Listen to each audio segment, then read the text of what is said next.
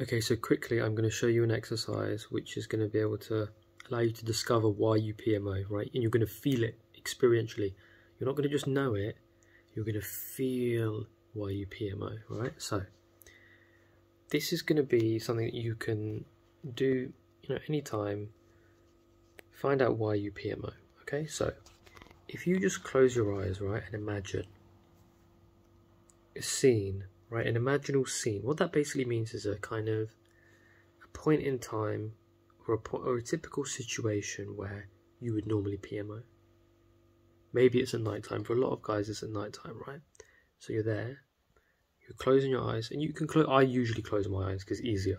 You can keep your eyes open though. You close your eyes and you imagine, what would it be like in that instance to not PMO? Right? Imagine what that would be like. And at first you might be like, oh, that'd be great. I wouldn't PMO, that'd be great. Look at all the benefits I'd get. But for the moment, could you just put that to the side and figure out what is uncomfortable about not PMOing in that moment? Is there any discomfort that arises naturally? And the key here is not to think about it. Not to analyse, not to find, but to instead just imagine what it would be like not to PMO. And just see what discomfort arises. Right, so you're imagining you're there and you're not PMOing, and the discomfort arises. You're like, oh, I feel it. It probably arises at some point in the body. Maybe it's a pressure in the head, maybe it's a knot in the stomach, maybe it's tension in the chest, a tightness in the throat, some discomfort. And you're like, hang on, okay, what is this? Now, that's basically step one, is identifying, is telling yourself, okay, what would it be like not to PMO in that moment? Imagine what it would be like not to PMO in that moment. Finding that discomfort. Okay, you've got the discomfort. Stay in touch with it. And then you can imagine, or you can kind of lean into it. Right, so lean into the discomfort. Allow yourself to embody the discomfort. What is it really? And when I say what is it, don't try and intellectualize this. This is not an intellectual or logical exercise. This is an exercise where you're feeling into it and you're feeling what it means. So you're still imagining, okay, what is it like not to PMO? You feel that discomfort. What is it? At this point, you're going to feel some emotions probably, or probably a felt sense. The phrase felt sense is really important. I think it describes perfectly what would be happening in this moment. So you're there. What would it be like not to PMO?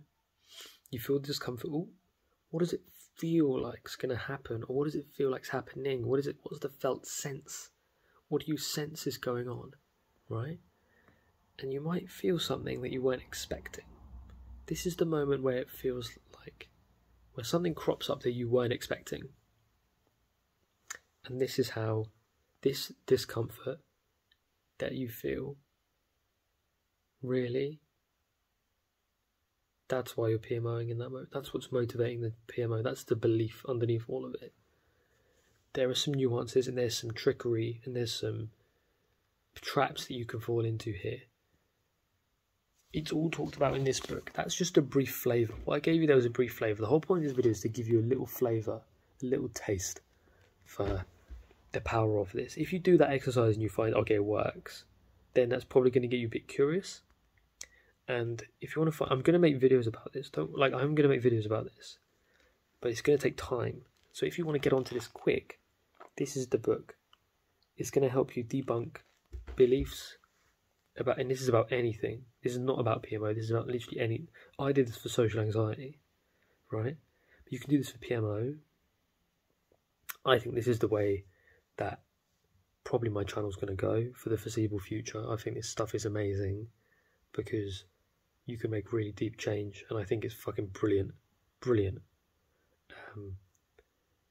So with PMO, that's how you can identify the belief. It's so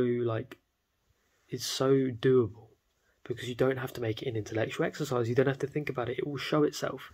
It will show itself to you when you imagine. Or another way you could do is you can imagine, what would it be like to live a PMO-free life, like never PMO again, right?